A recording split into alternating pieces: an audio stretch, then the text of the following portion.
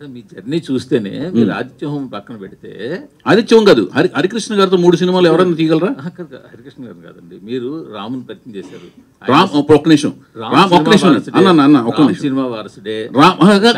Ram cinema వారసుడు కాదు. Ram cinema వారసుడు అయితే రవికిషోర్ గారు ప్రొడ్యూస్ చేయాలి. నేను ఎందుకు ప్రొడ్యూస్ చేయాలి? ప్రొడ్యూస్ కాదండి, మూర్తి గారు ఒక్క మాటనండి. ప్రొడ్యూస్ చేయటం అనేది it's not an easy job. Ram మీద ఒక్క రూపాయి సాలబిలిటీ ఉండదు. 10 కోట్లు రిలీజ్ రోజున డబ్బులు పోయినాయి అన్నారు. 10 కోట్లు ఖర్చు అయింది. నాకు ఆస్తులన్నీ నా అన్ని స్టేకులో ఉన్నాయి. నేను మళ్ళీ శాటిలైట్ రేట్స్ తక్కువ రేటుకి అమ్మి వాటిల్ని జీటీవీకి తక్కువ రేటుకి అమ్మి, జీటీవీ రాఘవేంద్ర రెడ్డిని అడిగితే తెలుస్తుంది, పబ్లిసిటీ చేసి ఆడియన్స్ ఎవరు లేరు థియేటర్ల దగ్గర 4 వారాలు థియేటర్ల చుట్టూ తిరిగి నేను థియేటర్లో జనం ఉన్నారన్నట్టుగా మైకులతో మాట్లాడేవాడిని. బ్రహ్మాండంగా ఉన్నారు జనం, ఆనందంగా ఉంది. నాకు జనాలు మైకులు అటు తిప్పుతున్నాయండి. విజయవంతం చేసినందుకు ఆనందంగా ఉంది అని మాట్లాడేవాడిని. ఇవన్నీ నిజాలండి, ఫ్యాక్ట్స్. అది నెమ్మదిగా రొటేట్ అయ్యింది. లాహిర్ నా సినిమాలు, నా విజయాలన్నీ ఈజీగా రాలేదు అన్నగారు.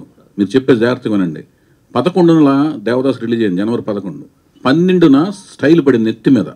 స్టైల్ ఏంటంటే ఇండస్ట్రీలో ఫస్ట్ ఆఫ్ ఇట్స్ కైండ్ లాగా చిరంజీవి గారు గెస్ట్ అపిరెన్స్, ఒక మాస్, పెద్ద బిగ్గెస్ట్ మాస్ హీరో, ఒక బిగ్గెస్ట్ క్లాస్ హీరో నాగార్జున గారి గెస్ట్ అపిరెన్స్, లారెన్స్. స్టైల్ పడింది, దెబ్బ కుదేలైపోయింది నా సినిమా. 11వ తారీఖు రిలీజ్ చేయరు. యాక్చువల్గా లవ్ స్టోరీలు చూసే సీజన్ సంక్రాంతి సీజన్ కాదు, లవ్ స్టోరీ లేపు వెళ్ళరు. 12 స్టైల్ నా సినిమా పడుకుంది.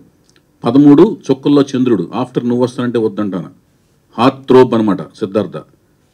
నా యూత్ కూడా తెలిపారు, నా దగ్గర థియేటర్ దగ్గర జనాలు లేరు. 13న లక్ష్మి, పొంగల్, కరెక్ట్గా పొంగల్ సినిమాది. దానికి ఎవరు లేడు. కాలేజీలు ఓపెన్ అయినాయి, పొంగలంతా సినిమాలు డిస్ట్రిబ్యూటర్ లెటర్లు ఇచ్చారు, టెర్మినేషన్ లెటర్స్.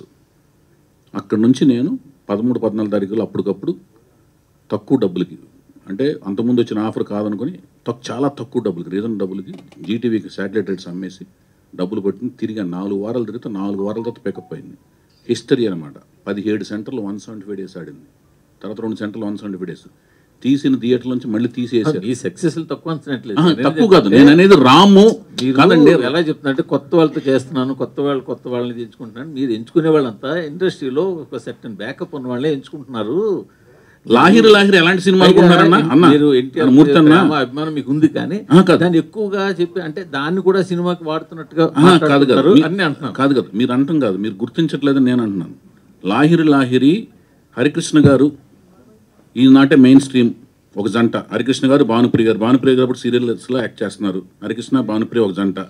నెక్స్ట్ సుమన్ గారు పక్కన చౌదరి గారు. ఒక నిమిషం సుమన్ గారు పక్క నిమిషం రిలేటెడ్ అడుగుతున్నాను, దానికి కూడా సమాధానం చెప్పి. ఒక నిమిషం. సుమన్ గారు పక్కన రచన గారు, ఇద్దరికి ఇన్నింగ్స్ అయిపోయింది. తర్వాత వినీత్ గారు సంగవి గారు, వాళ్ళ ఇన్నింగ్స్ అప్పటికి అయిపోయింది. ఆదిత్యవం మమికిత కొత్త 4 జంటలు ఎవరికన్నా సాలబిలిటీ ఉందా? వాళ్ళ మీద 1 కోటి నుంచి 1,50,00,000 సినిమా తీస్తే మేబీ సినిమా రిలీజ్ చేయడానికి ప్రోత్సాహం రావచ్చు. ఓకేనండి.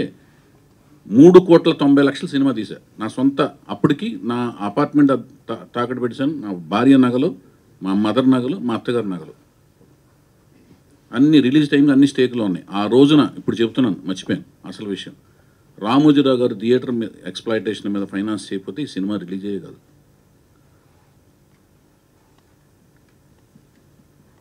నేను